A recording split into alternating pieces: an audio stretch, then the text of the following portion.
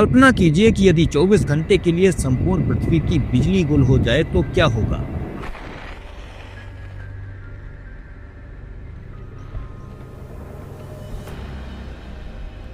कल्पना कीजिए कि यदि आपका मोबाइल 24 घंटे के लिए बंद हो जाए तो क्या होगा। व्हाट्सएप और सेल्फीज के बिना लाइफ का कोई मतलब ही नहीं है। मैं तो जब बाथरूम जाता हूँ तब भी मोबाइल साथ लेके जाता हूँ। अभी तो मुझे प्रेशर ही नहीं आता। अरे उस फोन में bank account, ATM pin, password सब सेव है।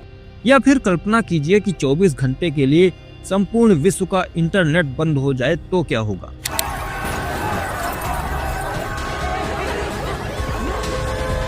जाहिर सी बात है, उन 24 घंटों में हम सबका जीना दूभर हो जाएगा।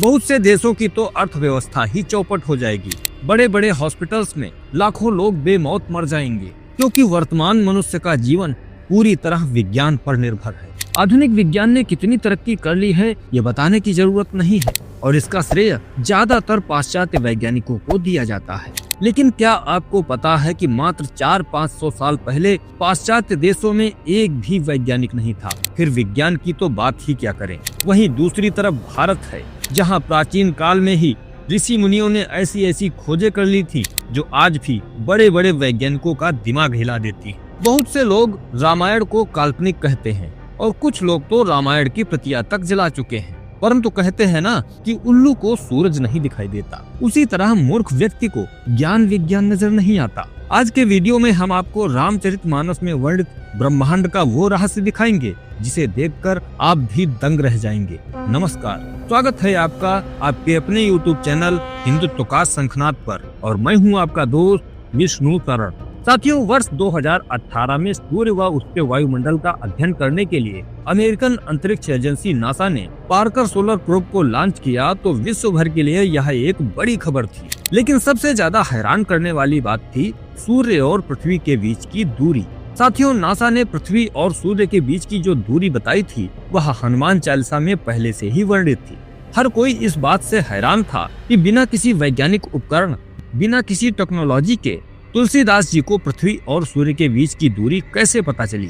साथियों, तुलसीदास जी ने केवल सूर्य और पृथ्वी की दूरी ही नहीं बताई है, बल्कि उन्होंने रामचरितमानस में अनंत ब्रह्मांड का जो वर्णन किया है वह भी किसी आश्चर्य से कम नहीं है। हम सभी ने पढ़ा है कि ब्रह्मांड की खोज सबसे पहले वर्ष 1920 में एडविन हबल ने की थी। कैलिफोर्निया में उन्होंने एक शक्तिशाली दूरबीन से ब्रह्मांड में कई आकाश गंगाओं को देखा था। इसके बाद वर्ष 1958 में जब अमेरिकन अंतरिक्ष एजेंसी नासा की स्थापना हुई, तब से नासा भी लगातार ब्रह्मांड पर रिसर्च कर रही है। अब तक की गई रिसर्चों में यह खोजा जा चुका है कि यह ब्रह्मांड इतना विशाल है कि हम अभी तक उसका 1/3 भाग भी नहीं देख पाए हैं। हमारी पृथ्वी जिस आकाश गंगा में मौजूद है उसे मिल्की वे नाम दिया गया है, और वैज्ञानिकों के अनुसार मिल्की वे जैसी ही करोड़ों आकाश गंगाएं इस अनंत ब्रह्मांड में तैर रही हैं, जिनमें अनगिनत सूर्य, अनगिनत चंद्रमा, तारे और अनगिनत पृथ्वियां हो सकती हैं। वैज्ञानिकों का यह भी अनुमान है कि इन सभी आकाश गंगाओं के अंदर मौजूद पृथ्वी पर हमारी तरह ही जीवन हो सकता है। अब आप रामचरितमानस के उत्तरकांड में वर्णित यह चौपाइयां देखिए। उदर माझ सुनो अंडज राया, देखियो बहु ब्रह्मांड निकाया, अति विचित्रतः लोक अनेका, रचना अधिक एक ते एका। अर्थात भगवान के उदर में मैंने बहुत से ब्रह्मांडों के समूह देखे। वहाँ अनेकों विचित्र लोक थे जिनकी रचना एक से बढ़कर एक थी। कोटिन चतुरानन गौरीसा, अगणित उद्गन रवि रजनीसा, अगणित लोकपाल जमकाला, अगणित भूधर भूमि विशाला।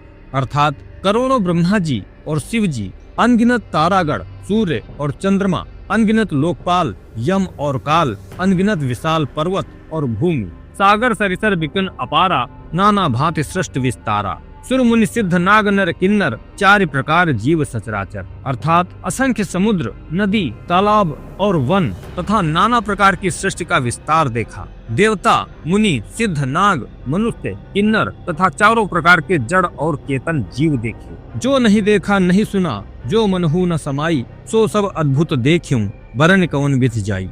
अर्थात जो कभी न देखा था और जो मन में नहीं समा सकता, जिसकी कल्पना भी नहीं की जा सकती, वह सब अद्भुत सृष्टि मैंने देखी। तुलसीदास जी ने रामचरितमानस के उत्तर कांड में यह वर्णन गरुड़ और काकभूषुंडी संवाद के रूप में किया है। रामचरितमानस की रचना 1576 से 77 के बीच यानी 16वीं शताब्दी में हुई, जब ना ही कोई वैज्ञानिक उपकरण था, ना ही कोई टेक्नोलॉजी। अब जरा विचार कीजिए कि क्या कल्पना भी इतनी सटीक की जा सकती है? आखिर क्या कारण है कि हिंदू धर्म ग्रंथों में जो वर्णित है वह आधुनिक विज्ञान की रिसर्चों में सिद्ध होता जा रहा है? वैसे इस पर आपका क्या सोचना है, हमें कमेंट करके जरूर बताएं। वीडियो पसंद आया हो तो इसे लाइक करें और अपने दोस्तों को भी शेयर करें। और हाँ, यदि ऐसे ही वीडियोस देखना चाहते हैं तो चैनल को सब्सक्राइब करें। मिलते हैं आपसे अगले वीडियो में, तब तक के लिए वंदे मातरम, जय श्री राम।